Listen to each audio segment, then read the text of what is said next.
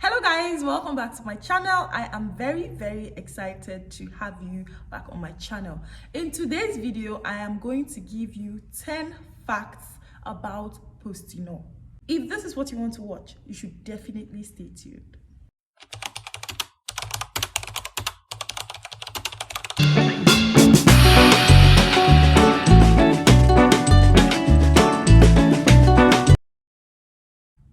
Postinor 2 is the most popular brand of Postinor. It is a brand of levonorgestrel.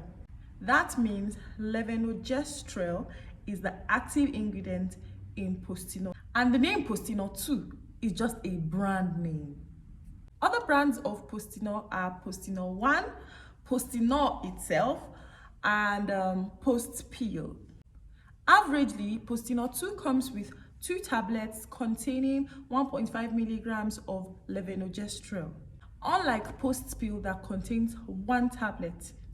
Postinor is an emergency contraceptive. That means that contraceptive that you take when you have had unprotected sex and you are trying to prevent pregnancy. That means it is not a regular contraception and should be used only when your regular contraceptives have failed you. For example, you're on contraceptive pills and you missed a day or two and you're not sure, so you decide to take Postinor.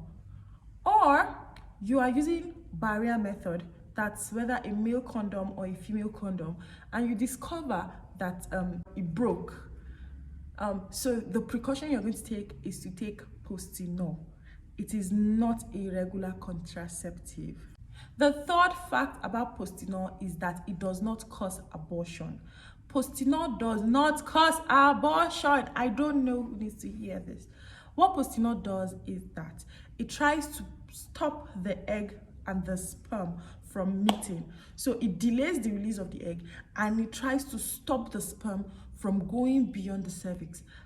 So the pathway for the sperm is the vagina, the cervix, the uterus, and then to the fallopian tubes. The egg and the sperm meets at the fallopian tubes. So how it does that is by thickening the mucus that separates the vagina from the cervix. The cervical mucus tries to stop the sperm right even before the cervix. That is what Postinor does. The fourth fact about Postinor is that you must take it as early as possible. Postinor is popularly called the early morning pill. That means the next morning you should take it, ideally. But you can take it within 3 days, that is 72 hours. The earlier you take the medicine, the earlier to when you had unprotected sex, the better the chance of preventing pregnancy. Postinor has 95% success rate when taken within the first 24 hours and drops to as much or as little as 58% after 3 days, that is 72 hours. So just imagine beyond 3 days how many it will drop way more than or way less than 58%. I'm sure you have heard failed Postinor stories. Those that took Postinor and ended up pregnant.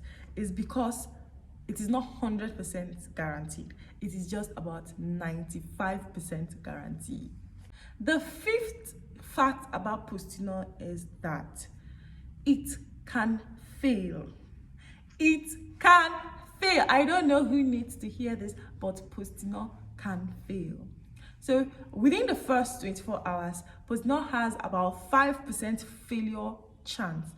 The only thing is, except your village people are after you, why should you be amongst the 5%? You get, but there are possibilities of it failing. And that is why we advise that you take it as early as possible so that you will have the less likelihood of falling amongst this failure rate.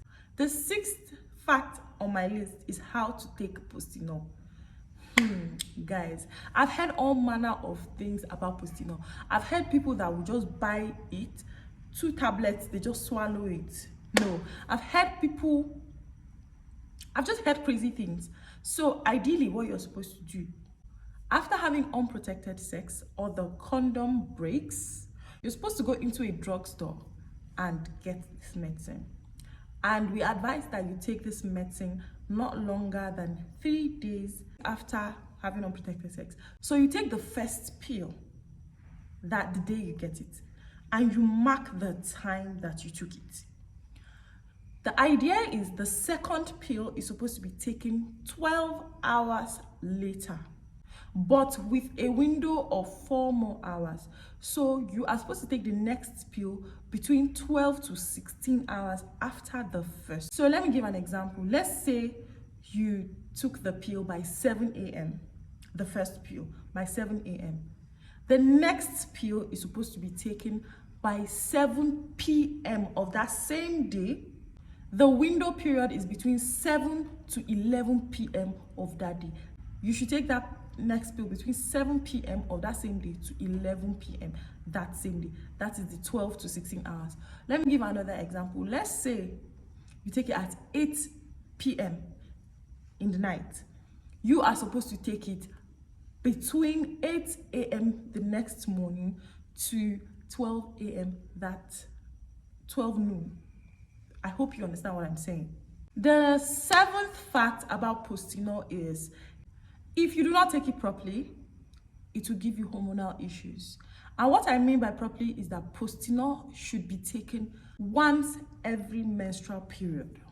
Postinor is supposed to be taken at most once every menstrual period. At most. And as much as possible, you should not even take it every month. So that's like one pack per month, 1 Postinor per month, okay? But if you can do less, that's even better. Someone has DM'd me before talking about having hormonal imbalance, and when I asked her about her Postinor intake, I was like perplexed, because she was like she takes Postinor every other week, like sometimes 2 times a week. Like she's like she doesn't really know, but sometimes she can take 2 times a week, sometimes she will skip a week. It's not food, darling. It's not food. It's supposed to be taken once per period. You cannot be delaying your ovulation. Let me explain this thing. Postinor delays your ovulation. So you cannot be delaying your ovulation like that. It will cause hormonal imbalance. It's just common logic. The 8th one on my list is a very interesting one. Do you know that research has shown that Postinor, this Postinor that we are taking, protects against 4 types of cancer? It protects against lung cancer, pancreatic cancer, endometrial cancer, and ovarian cancer. But then again, it increases your risk of breast cancer. So it's preventing 4 cancers and it's increasing your risk on 1 cancer. I don't know. Are you doing the maths with me? But saying it increases your risk of breast cancer does not mean that if you're taking Postinor, you're going to have cancer. It's not definite. What it means is that if you keep 2 women, one who takes Postinor and the other who doesn't, the one who takes Postinor has a little bit more higher likelihood of developing breast cancer compared to the other woman who has not, or who has never, or does not take Postinor. The 9th fact about Postinor on my list is the fact that it does not protect against STDs and HIV. Postinor only protects you against pregnancy. So it is always advised that you either abstain or you use barrier. If you must, barrier method is safest. And when I'm talking of the barrier method, it has to be regular. Every time you're having it, you are using barrier. It has to be properly. I heard some people are using double condom. They're doubling their condom. Oh my God, don't do that. Don't do that. I'm not supposed to be laughing, but don't do that. You're supposed to have like 1 faithful partner.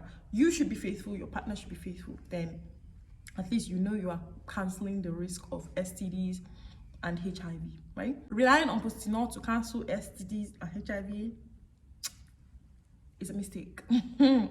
A big one. The last but not the least on my list, I will advise you to stick to a brand of Postinor as much as possible. If you are using Postinor 2, try to stick to Postinor 2. If you are using post-pill, try as much as possible to stick to post-pill. All right, guys, I have come to the end of my video. I had fun recording this video and I hope you will enjoy watching this video. Please drop comments and tell me the funny things you've heard about Postino, because I'm going to drop a video about the myths about Postino, so I need it to add up to my list. Please do not forget to like this video, share and subscribe to my channel. That would mean so much to me. Peace. See you in another video. Bye.